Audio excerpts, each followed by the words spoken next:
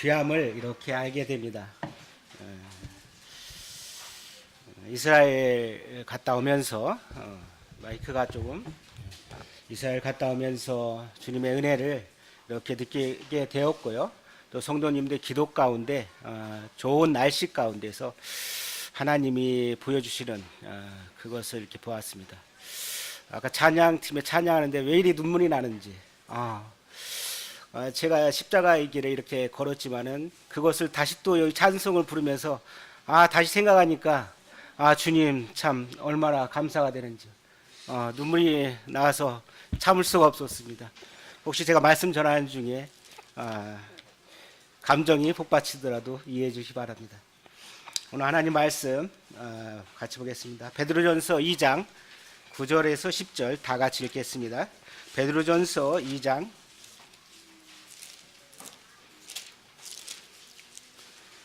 9절에서 10절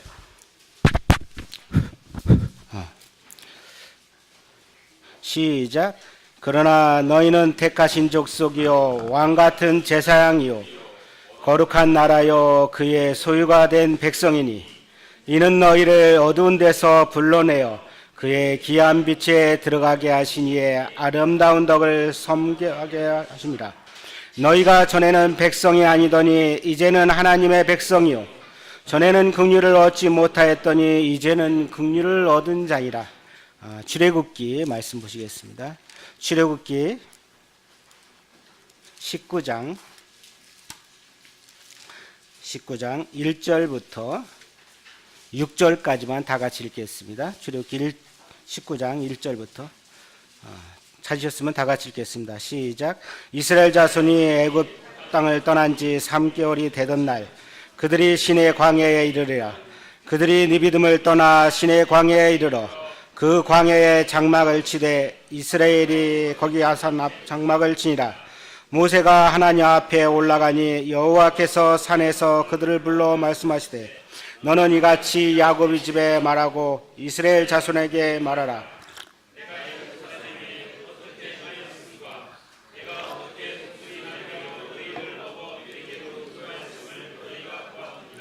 세계가 다 내게 속하였나니 너희가 내 말을 잘 듣고 내 언약을 지키면 너희는 모든 민족 중에 내 소유가 되겠고 너희가 내게 대하여 제사장 나라가 되며 거룩한 백성이 되리라.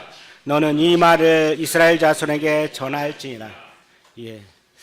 하나님 말씀을 아브라함, 이삭, 야곱, 요셉 출애굽기를 통해서 모세가 어떻고 그러면서 아멜렉 전투와 그 다음에 이드로가 모세에게 충고하는 것, 그 다음 장에 이제 19장에 넘어오면서 어떻게 보면 18장까지는 하나님이 그들을 보호하시고 했던 그런 삶이다. 이제 19장에 와서 이제 우리들이 해야 될 사항들을 이야기합니다. 그러면서 십계명을 주십니다. 너희들이 십계명 가운데 어떻게 행할 거냐.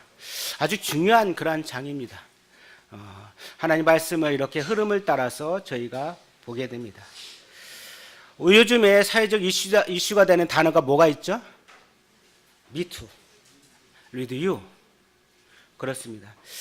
이것저것 예술계, 검찰, 성희롱, 성폭행 사건들이 감춰졌다고 했지만은 앙금이 드러나는 것이죠. 그래서 나도 그렇다. 죄는 감출 수 없다는 것들을 이야기합니다. 옛말에 죄 짓고는 살 수 없다고 못 산다고는 말이 있습니다. 갈라디아 6장 7절에 보면은 스스로 속이지 말라. 하나님은 업신여김을 받지 아니하시나니 사람이 무엇으로 심든지 그대로 거두리라고 이야기하였습니다. 그렇습니다. 죄악이 감출 수 있다고 생각하지만 그렇지 않습니다. 예레미야 2장 22절에 여호와의 말씀이라.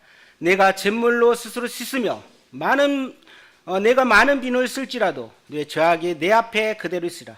그렇습니다. 우리 죄악을 내가 비누로 잿물로 씻으려고 했지만 씻을 수가 없어요. 그 이사야 1장 18절 여호와께서 말씀하시되 올해 우리가 서로 변론하자.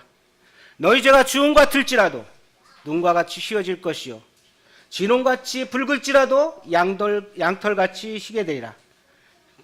누구 때문에 그렇죠? 우리 스스로 할 수 없어요. 예수 그리스도의 보배로운 피로 말미암아 우리 죄가 씻어진 것입니다.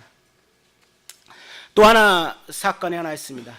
빌리 그레엄 목사님이 소천하셨습니다. 혹시 알고 계시나? 정말 유명한 사람입니다. 2018년 2월 22일 99세의 나이에 소천하셨습니다. 이분은 아이젠하워 등 역대 미국 대통령들에게 영적인 지도자였습니다. 그리고 2억 1,500명에게 설교를 했고 185개국을 복음을 전파했습니다. 그리고 1984년 특별히 한국 선교 100주년에 여의도에서 설교를 하면서 기독교계의 영적인 거장입니다. 어떻게 보면 그분을 이렇게 편히 주님께서 데려가신 것입니다. 오늘 말씀과 주제되는 하나의 예화를 들겠습니다. 잘 아시는 예화입니다. 1843년 안데르센 동화 이야기 중에서 한 이야기입니다. 미운 오리 새끼. 이 미운 오리 새끼는 가장 큰 문제가 뭐냐면 자신이 백조인 줄을 알지 못하고 살고 있다는 것입니다. 내가 백조인데 백조인 것을 알지 못하고 살고 있습니다. 유난히 큰 알에서 태어난 새끼 오리 새끼. 보통 오리들과 다르게 생겼다는 이유로 주변 오리들에게 괴롭힘을 당합니다. 처음에 어미 오리는 이 아이를 다독거려 줍니다. 나중에는 어미 오리마저 새끼 오리가 사라졌으면 좋겠다고 이렇게 한탄합니다. 그래서 이에 상처를 받은 새끼 오리는 집을 떠납니다. 그래서 어느 마음씨 좋은 할머니 집에서 이렇게 지내게 되죠. 하지만 그곳에서도 고양이와 닭의 괴롭힘을 못 이겨 새끼 오리는 결국 도망쳐 나옵니다. 춥고 또 외롭고 그러한 겨울이 지나고 나서 봄이 오고 나서 그는 어느 날 우연히 새끼 오리는 자신이 하늘을 날 수 있다는 것을 생각합니다. 이 못생긴 오리인 줄만 알았던 새끼 오리는 다름이 아닌 아름다운 백조였습니다. 이에 미운 오리 새끼는 백조 무리 속으로 들어가 자유롭게 하늘을 날아다니며 행복하게 살아갑니다. 오리같이 뒤뚱뒤뚱거리면서 걸었는데 이 백조의 엉덩이가 오리처럼 해봤자 아름답겠습니까? 오리는 엉덩이를 뒤뚱거리면 이쁘잖아요. 근데 백조는 안 그래요.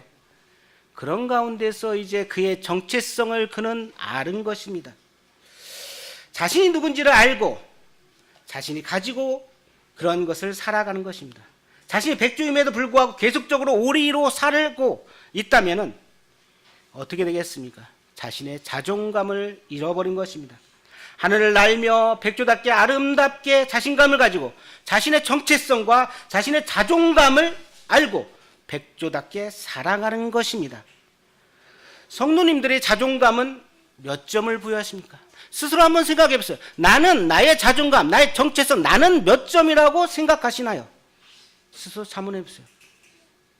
내가 내 자신을 평가할 때 나는 몇 점이라고 생각하고 나는 나 자신에 대해서 만족하고 있는지 자문하시기를 바랍니다.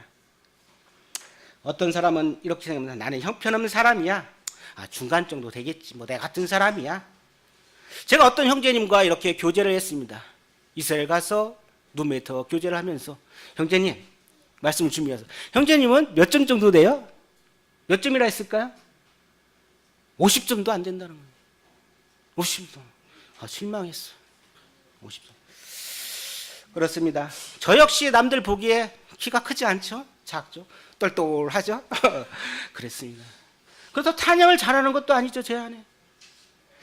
그렇지만은 특별한 재주가 없지만은 때때로 저는 그냥 그래 이렇게 살지. 근데 주님께서 저를 예수 그리스도의 피로 말미암아 어떻게 자녀 삼아 주셨다는 것입니다. 그 가치가 얼마나 중요한가요? 그저 평범하게 살려고 했던 나의 그리스도의 삶이 그게 아닌 것입니다. 저는 이제 주님 말씀 안에서 제 안에 들어온 이 말씀이 복음을 전할 때 제 안에 왠지 성령이 와서 힘과 열정을 저한테 주십니다. 이 정말 감당할 수 없어. 예전에 복음을 전할 때 어떤 사람이 와서 방해하고 막 그러는데 엊그제도 점심 때 복음을 전하는데 20분 동안 아무도 접근이 그런 걸 보면서 그렇습니다. 우리의 정체성, 나의 자존감이 누군지, 나의 자존감, 정체성이 다운되면 어떻게 돼요? 나는 자살하고자 하는 마음이 있을 것입니다. 그러나 나의 정체성, 나의 자존감이 높으면 나는 어떻게 돼요? 아닙니다. 자부심이 있습니다. 어디 가나 떳떳합니다. 내가 키가 작다고요? 내가 뭐 노래를 못한다고요? 하지만 나 안에서는 뭐가 있어? 하나님이 나에게 함께 하신다니까요. I am with you. 두려워하지 말라. 침묵하지 말라. 말해라. 내가 너와 함께 하겠다. 어디로 가든지 내 안에 이런 자존감이 높기를 원합니다. 성도님 마음 가운데 50점이라고 생각하면 아닙니다. 높게 잡으세요. 나는 특별히 하나님께서 선택한 그러한 주님의 자녀라는 것을 알기를 원합니다. 구약의 이스라엘 백성들은 선민의식을 가지고 있습니다. 그것이 어떻게 보면 오늘날의 이스라엘을 이끌어 오지 않았나 생각합니다. 1148년 5월 14일 이스라엘 독립했습니다. 그 과정을 보면 어떻습니까? 나라가 없는 곳에 나라가 있을 수가 있겠습니까? 도저히 안 됩니다. 독립할 수 없는 상황, 세계 정세로 봤을 때 도저히 인정될 수 없는 아랍 국가에서 석유로 인해서 다른 나라 애들에게 이야기합니다. 당신들이 이 이스라엘 독립시키고 한다면 우리가 어떻게 한다? 석유를 주지 않겠다고까지 합니다. 그런 가중에서 하나님 특별한 가운데 어떻게 합니다? 이스라엘이 독립을 합니다. 전 세계 유대인의 1500만에서 1700만 되고 지금 현재 이스라엘은 829만 명이 됩니다. 세계 인구의 0.3%밖에 안 됩니다. 그러나 16억이 넘는 이슬람권에서 맞상대하고 있습니다. 팔레스타인이요? 막 갔더니요 꼼짝 못해요. 분리장벽 딱 쳐갖고요 그들이 일거수일투족 매일 일탈 나갈 때마다 체크하고 있습니다. 분리장벽을 쳐갖고 그들이 아무것도 못해요. 물도 일주일에 한 번 준다니까요. 요르단도 그렇고. 근데 이스라엘은 어때요? 물을 24시간 펑펑 쓴다니까요.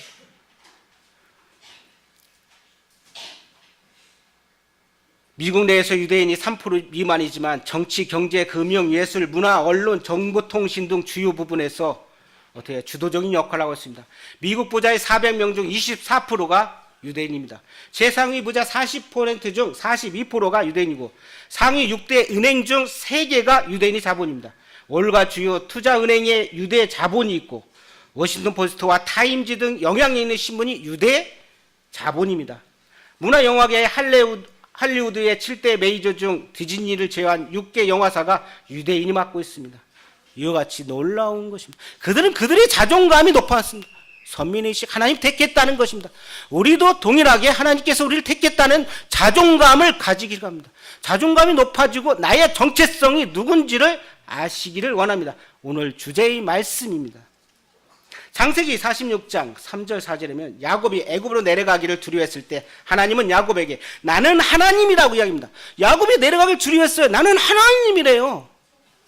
이 말씀을 듣고 나서 얼마나 나는 하나님이니 하나님이 나와 함께 한다니까요. 두려워하지 말라. 내가 너와 함께 가고 내게 복을 주어 너를 반드시 인도해 내겠답니다. 애굽에 내려가는데 하나님께서 함께 내려가고 그를 그곳에서 건져내서 많은 민족을 세우겠다고 하시는 하나님이십니다.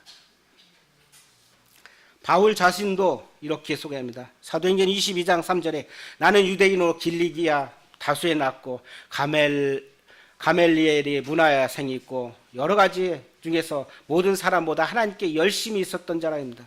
그리고 8일 만에 할례를 받고 이스라엘 족속이요 베냐민 지파라고 합니다. 히브리인 중에 히브리인이라고 이야기합니다.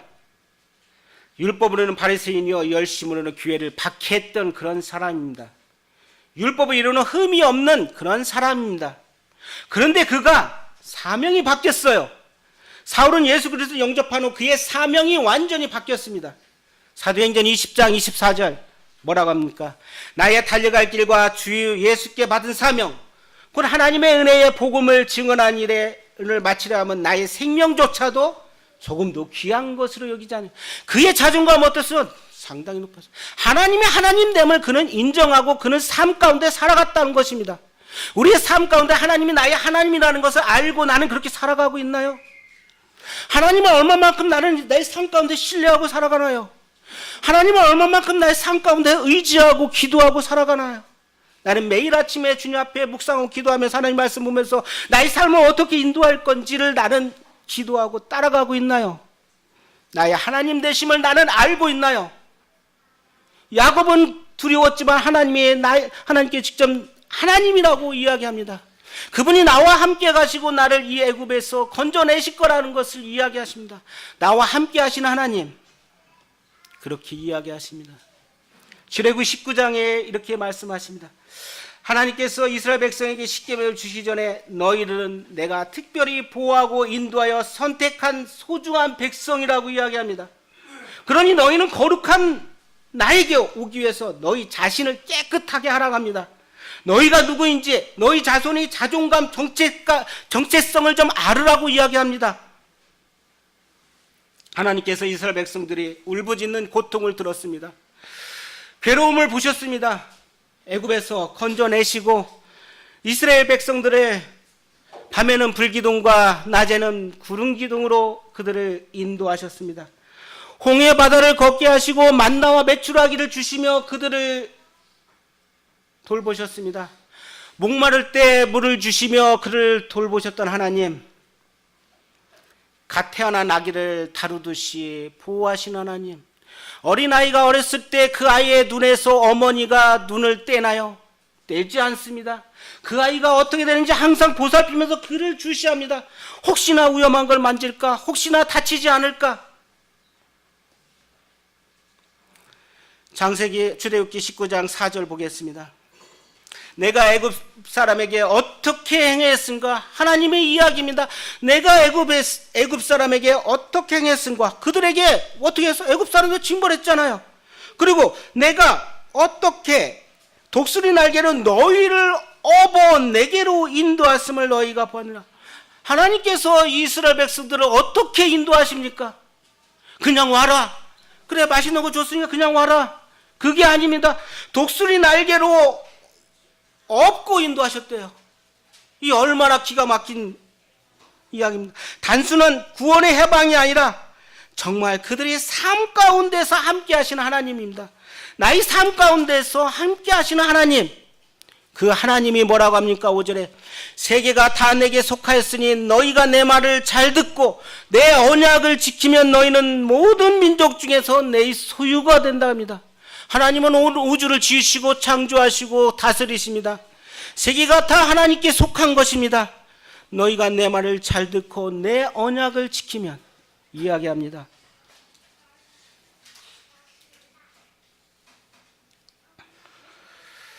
신명기 32장 10절에 하나님께서 이스라엘 백성들이 이렇게 합니다. 여호와께서 그 황무지에서 짐승이 부르짖는 광야에서 만나시고 호위하시며 보호하시며 자기 눈동자같이 지키셨다 합니다. 자기 눈동자같이 지키신 하나님. 신명기 32장 11절에 이런 말씀이 있습니다. 마치 독수리가 자기 보금자리를 어지럽게 하며 32장 보시겠습니다. 신명기 32장 11절.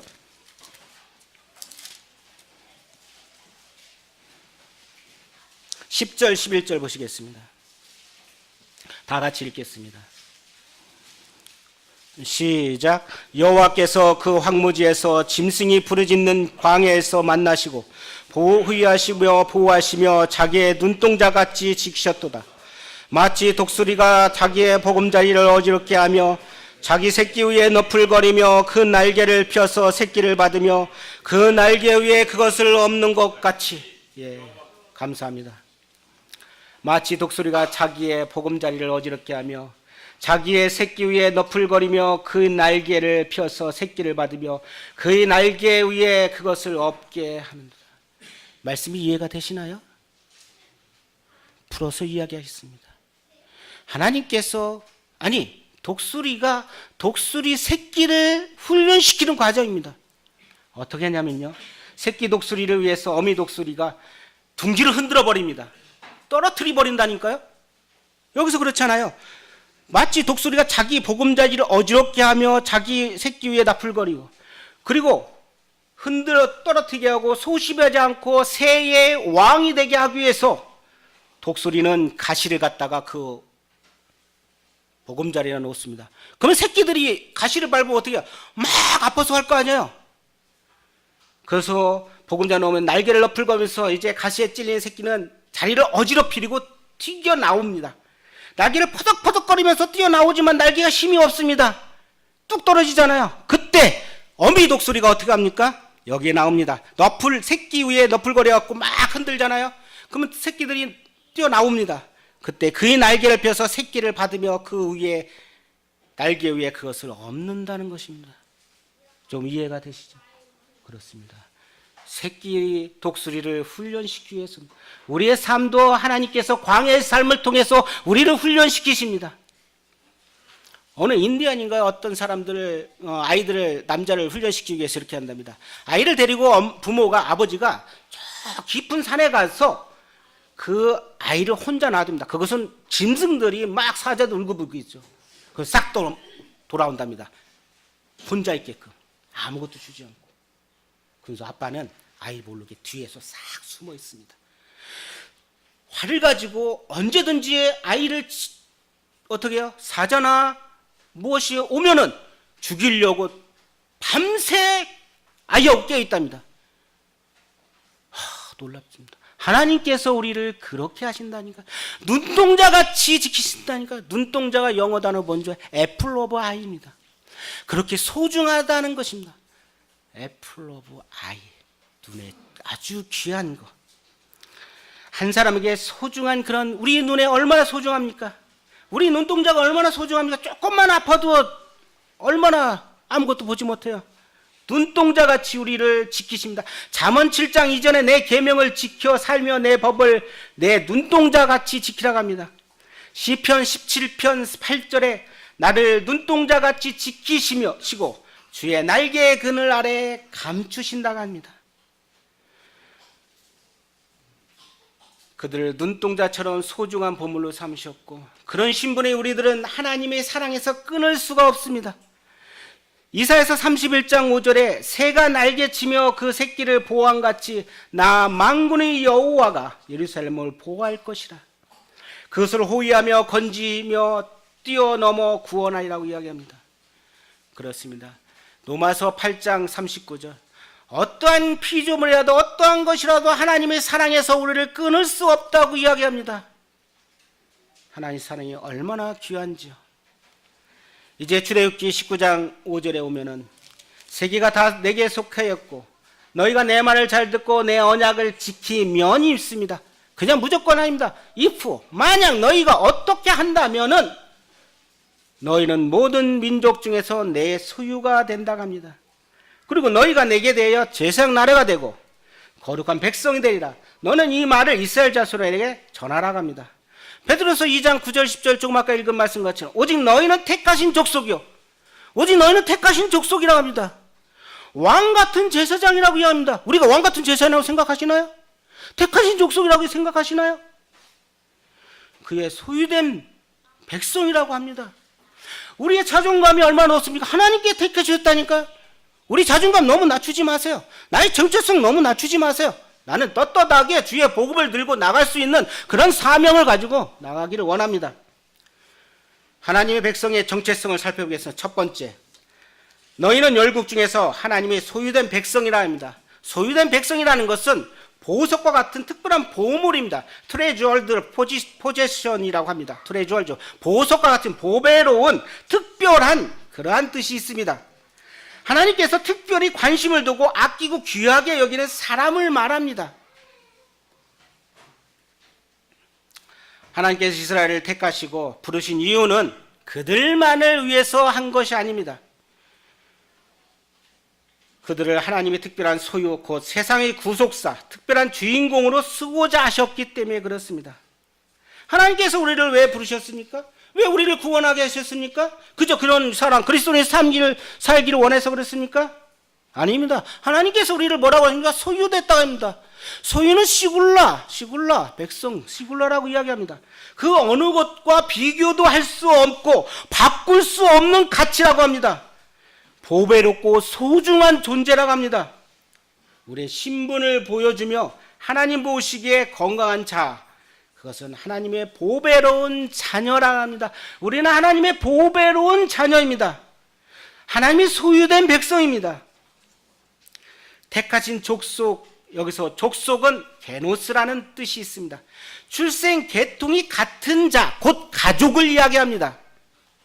우리는 하나님의 택하신 영적 가족입니다. 우리 하나님 택하신 영적 가족이죠. 그리고 여기서 택했다는 뜻은 뭐냐면 아주 정성을 들여 선택한 것입니다. 그냥 대충 시장 가서 이거 살까 저거 살까 택하는 것이 아니라 하나님께서 특별히 정성을 다해 선택하신 것입니다. 가장 좋은 것을 뽑은 것입니다. 하나님께서 우리를 택할 때 우리가 보잘것없는 사람이잖아요. 그런데 우리를 가장 귀하게 보셔서 우리를 선택하셨다니까요. 하나님께서 우리를 고르고 골라 당신의 특별한 백성으로 삼으셨다는 것입니다. 이것은 우리의 신분과도 같습니다. 우리의 신분이 그렇다는 것입니다. 우리 신분이 변화되었습니다. 변화된 신분은 변화된 맞게 살아야 됩니다. 특별한 의무를 우리는 받았습니다. 이와 같이 소유된 백성이 되기 위해서 어떤 조건이 있습니다. 어떤 조건일까요? 좋은 대학 나와야 되고 돈이 많아야 되고 많이 일을 해야 되고 그렇습니까? 아니에요. 내 말을 잘 듣고 내 언약을 지키면 이야기 앞에 그러잖아요. 내 말을 잘 듣고 내 언약을 지키면 너희가 어떻게 된다고요? 그래요. 그분의 소유된 백성이 되는 것입니다. 신명기 26장 18절에 여호와께서 내게 말씀하신 대로 오늘 너를 그의 보배로운 백성이 되게 하셨습니다. 오늘 너를 그의 보배로운 백성이 되게 하시고 또 그의 모든 명령을 지키게 확언하셨습니다.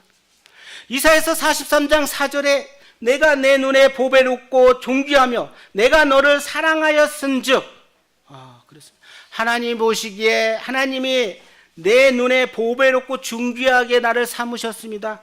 그리고 나를 어떻게 한다고요? 사랑하셨다니까요. 다 같이 한번 하겠습니다. 영균아, 각자 이름입니다. 저는 제 이름이고. 영균아, 너는 하나님 보시기에 소중하고 보배로운 존재야. 다 같이 하겠습니다. 영균아, 너는 하나님 보시기에 소중하고 보배로운 존재야. 다시 한번 각자 이름 시작. 잘 안 들리는데. 유근이 형제님만 해보세요. 유근이 형. 영균아, 너는 하나님 보시기에 소중하고 보배로운 존재야. 근이야, 너는 하나님 보시기에 소중하고 보배로운 존재야. 그렇습니다. 이 자존감, 내 안에서 이런 자존감이 있어야 됩니다. 나는 특별히 소중하고 어때요? 특별한 존재라니까. 우리는 사랑받기 위해 태어난 사람 아닙니까? 그렇습니다. 항상 거울 보면서 내 자신을 항상 되새기세요. 나는 특별한 존재. 출근하기 전에, 학교 가기 전에 거울 보면서 양치질만 하지 말고 보고 하나님이 나는 특별하게 택한 주님의 자녀라고 좀 하세요. 내 안에 내 각인을 시키세요. 주님께서는 우리를 어디에 생명책에 기록하셨다니까. 근데 왜 나는 그냥 쪼졸하게 그냥 살려고 하시나요? 시편 135편 4절에 여호와께서 자기를 위하여 야곱 곧 이스라엘을 자기의 특별한 소유로 삼으셨습니다. 이사야서 43장 1절에 너는 내 것이라고 이야기합니다. 이사야서 43장 7절에 이렇게 합니다. 그를 내가 지었고 그를 내가 만들었다고 합니다. 하나님께서 지으시고 만드셨다고 합니다. 그냥 거죠. 엄마가 태어나겠으니까 그냥 태어난 아니에요. 하나님이 주셨다니까요.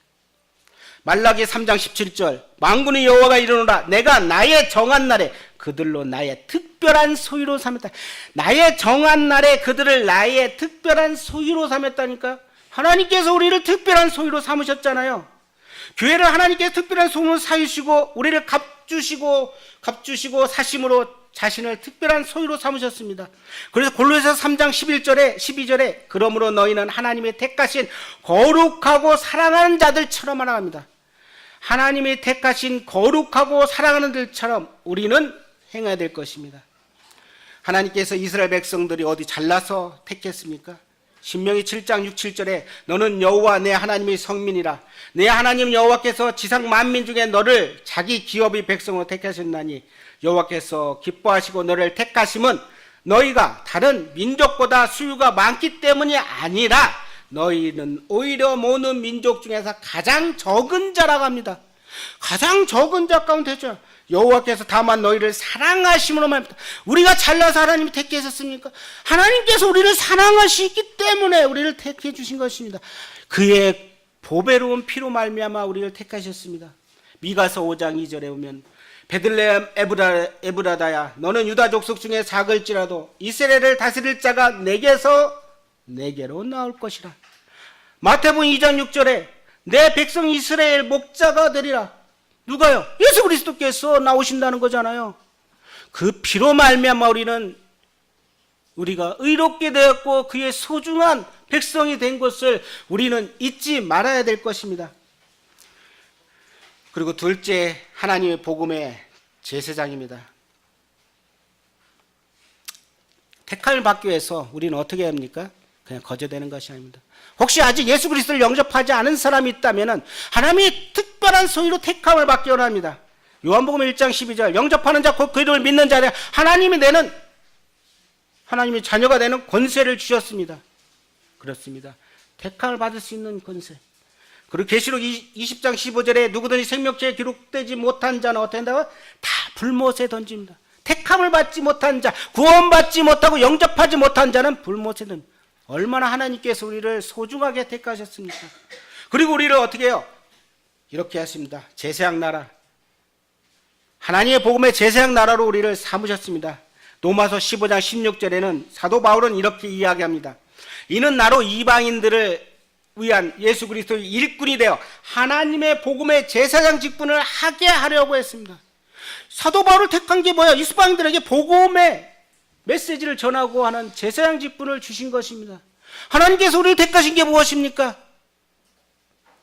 동일합니다. 하나님을 위한 제사장 나라, 킹덤 오브 프리스트, 직분과 사명에 대해서 이야기합니다.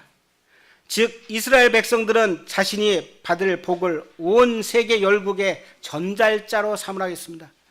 아브라함은 복의 근원이라고 이야기합니다. 근원이 뭘까요? 전달자 역할을 하라는 것입니다. 우리는 축복의 통로, 축복의 근원이 돼야 되잖아요. 그러면 우리를 통해서 뭐야? 전달자, 우리가 받은 그러한 은혜와 그런 값진 것들을 전달해 줘야 됩니다. 다른 사람한테.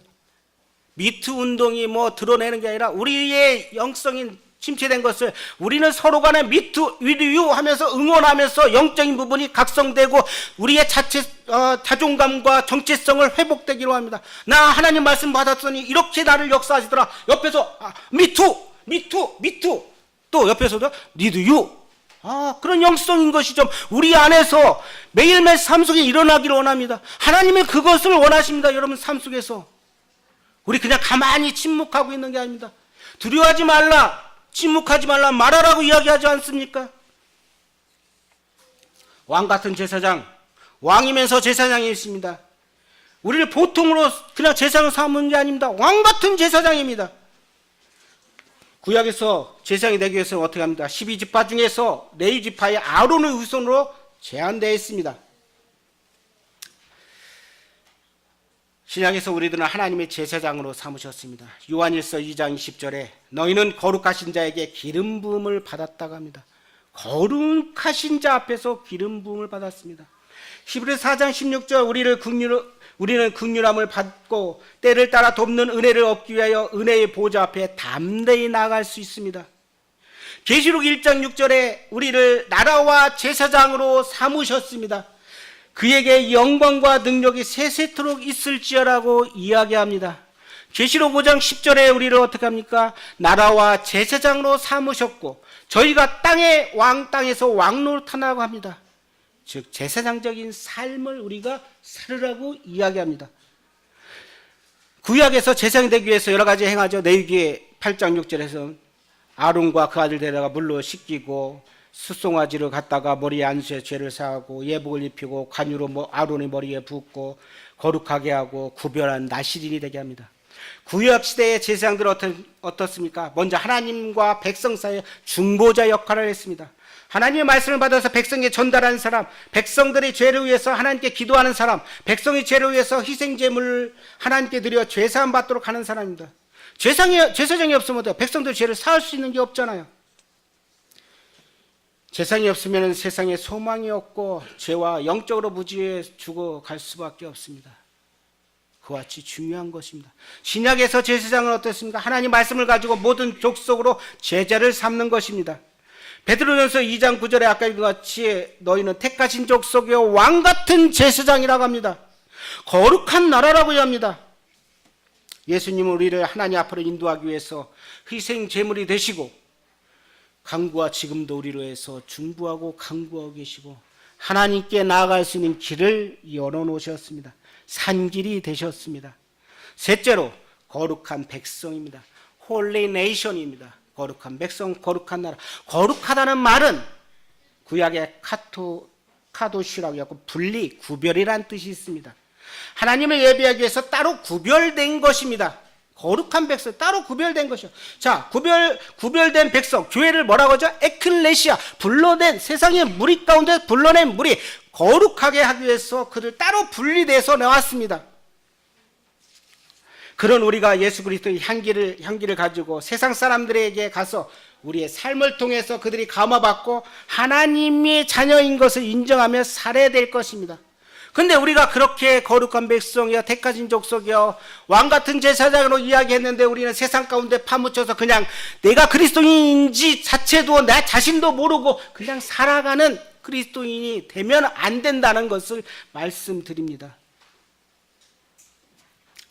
거룩한 사람은 생각과 가치관의 삶의 방식이 세상 사람과 달라야 합니다. 세상 사람과 똑같으면 안 됩니다. 매스컴을 보면 온갖 음란, 거짓, 도둑, 살인 죄가 가득하고 어디 볼만한 게 있겠습니다. 우리는 그의 소유된 백성입니다. 예수 그리스도의 피값으로 우리를 사셨습니다. 12서 9장 13, 14절에 보면은 염소와 황소의 피로 하지 아니하고 어떻게 했습니까? 그리스도의 피가 어찌 너희 양심으로 죽은 행실에서 깨끗하게 하고 살아계신 하나님을 섬기지 못하겠나 합니다. 우리는 거룩하신 그리스도의 피로 우리를 거룩하게 하셨습니다.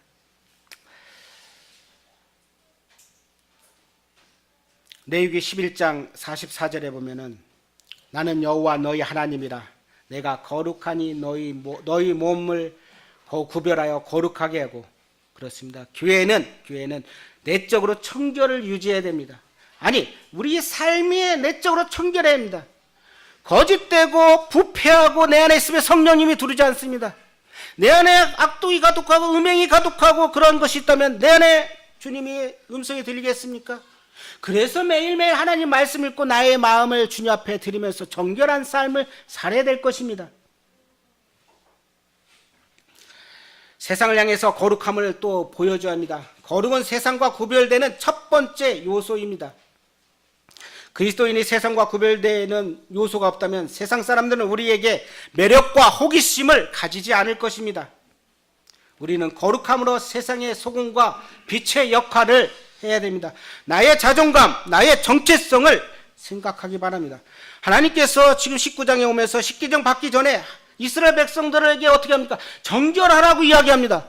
하나님의 거룩한 율법을 주기 전에 하나님께서 너희들의 마음이 어때야 될 것을 이야기하고 있습니다. 정결하라고 이야기합니다. 이스라엘 백성 어떤 사람입니까? 430년 동안 종놀이하면서 노예 백성의 근성이 젖어있던 사람입니다. 죄악된 습성이 찌들었던 사람입니다. 출애굽하면서 시나이 산에 오르면서 4번이나 오히려 하나님을 원망하고 애굽으로 돌아가겠다고 이야기하고 있습니다.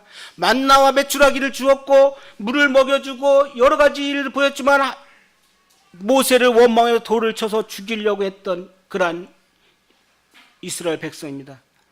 애굽에 매장지가 없어서 우리를 이끌어냈냐? 광야에서 죽게 하느냐? 우리를 내버려 두라! 이렇게 이야기했던 그들, 정말 소망을 둘 수 없는 노예 백성인 그들을 하나님께서 아브라함과 이삭과 야곱에게 약속했던 그와 같은 약속의 소망을 이제 가지고 이스라엘 백성들을 430년 동안 종노했다가 그들을 이끌어내십니다. 그러면서 이스라엘 백성들을 자신의 특별한 소유로 삼기를 갈망하십니다. 너희는 거룩한 백성이다.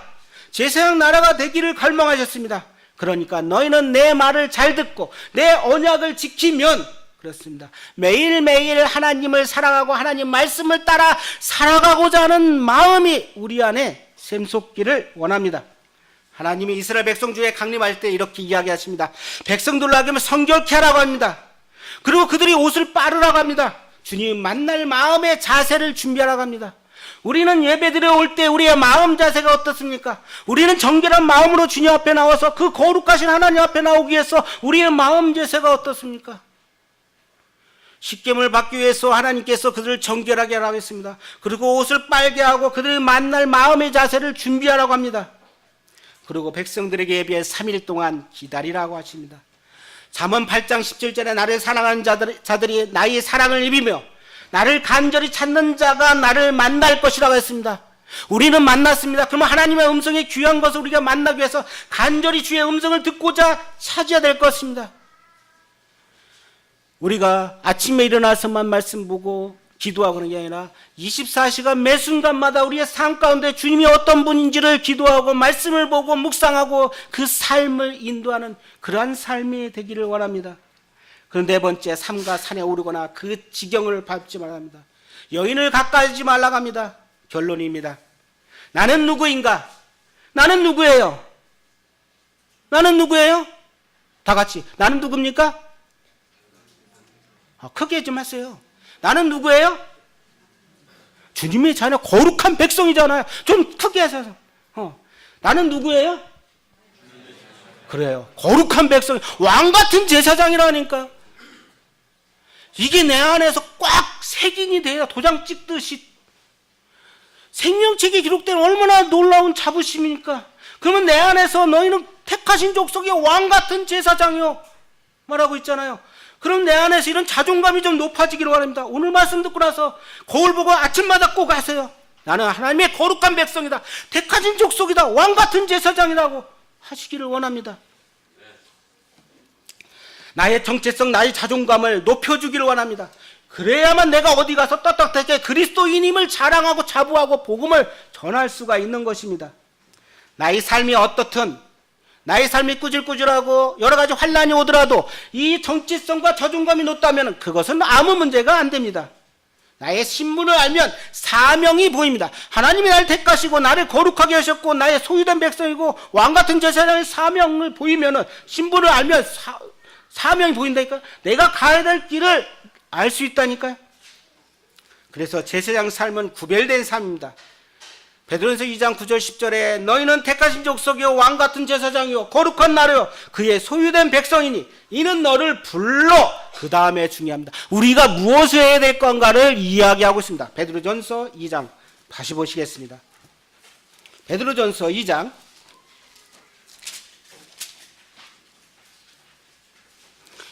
9절 오승용전이 크게 한번 읽어주세요. 그러나 너희는 택하신 족속이요 왕같은 제사장들이요 거룩한 나라요 그의 소유가 된 백성이니 이는 너희를 어두운 데서 불러 내어 그의 기이한 빛에 들어가게 하시니에 아름다운 것을 선포하게 하려 하십니다. 감사합니다. 그 다음에 너희는 전에 백성이 아니었고 이제는 하나님의 백성이라고 했습니다. 긍휼을 얻지 못하지 않았으니 긍휼을 얻은 자라고 합니다. 이제 우리가 어떻게 해서 우리 신분이 미리 알고 있으면 택하신 족속이요 왕같은 제사장이라고 했습니다. 거룩한 나라요 그의 소유된 백성이라고 이야기하고 있습니다. 그리고 어두운 데서 불러냈습니다. 우리의 할 일을 지금 이야기합니다. 뭐라고 합니까? 나중에 이는 아름다운 덕을 선포하게 선전하게 합니다. 우리의 신분을 알면 사명이 보입니다. 그럼 우리가 해야 될 일이 무엇입니까? 우리 해야 될 일은 어떻게 합니까? 기이한 빛에 다른 사람들의 복음을 전해서 아름다운 덕을 선포하는 일이 우리의 사명입니다. 그래서 하나님께서 말씀하셨다. 마태복음 28장 19절 너희는 가서 모든 민족으로 제자를 삼아 아버지와 아들과 성령 이름으로 세례를 주고 내가 너에게 분부한 모든 것을 지키라고 명령하시고 계십니다. 우리에게 사명을 주고 계십니다. 우리는 우리가 어떤 존재인지 나의 정체성과 자존감을 이제 알았습니다. 그러면 나는 어떻게 살아야 될 것입니까? 그걸 지금 이야기하고 있습니다. 그의 소유된 백성이니 이는 너희를 어두운 데서 불러내어 그의 기이한 빛에 들어가게 하신 이의 아름다운 덕을 선포하게 하려 합니다. 사도행전 2장 8절 오직 성령이 너에게 임하시면 너희가 권능을 받고 예루살렘과 온 유대와 사마리아와 땅끝까지 이르러 내 증인이 되라 합니다. 우리는 증인된 삶을 살기 위해서 나의 정체성과 자존감이 어떠한지를 알아야 될 것입니다. 제사장의 조건이 있습니다. 그리스도의 삶의 신분에 삶에 대한 조건들이 있습니다. 거룩해야 됩니다. 내가 거룩하니 너희도 거룩할지어라고 했습니다. 우리가 거룩해야 됩니다. 찬미의 제사를 드립니다. 13장 15절에 그러므로 우리는 예수로 말미암아 항상 찬송의 제사를 하나님께 드려야 됩니다. 산제를 드려야 될 것입니다. 로마 12장 1절 너희 몸을 하나님 기뻐하신 거룩한 산 제물로 드리라 합니다. 우리는 그런 삶을 살아야 됩니다. 그리고 네 번째, 아름다운 덕을 선전해야 됩니다. 그렇습니다. 우리는 그와 같은 주님의 자녀로서의 사명감, 내 신분이 어떤지, 내 자존감이 어떤지, 나의 정체성이 어떤지를 좀 깨우고 이 악한 세대 가운데서 우리가 어떻게 돼요? 소금과 빛의 역할을 해야 될 것입니다. 이런 사명을 잊지 마시기를 바랍니다. 기도하고 마치겠습니다. 감사하십니다.